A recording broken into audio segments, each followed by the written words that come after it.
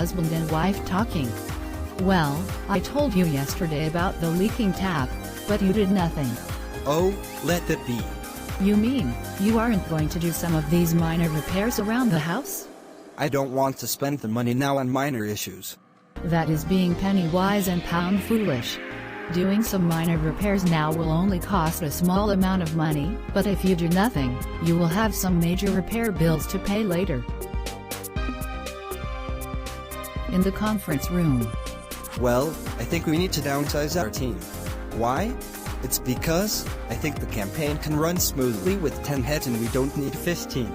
I think you are being penny wise and pound foolish. Why do you say so? A campaign needs a backup team to run successfully. So, forget about downsizing.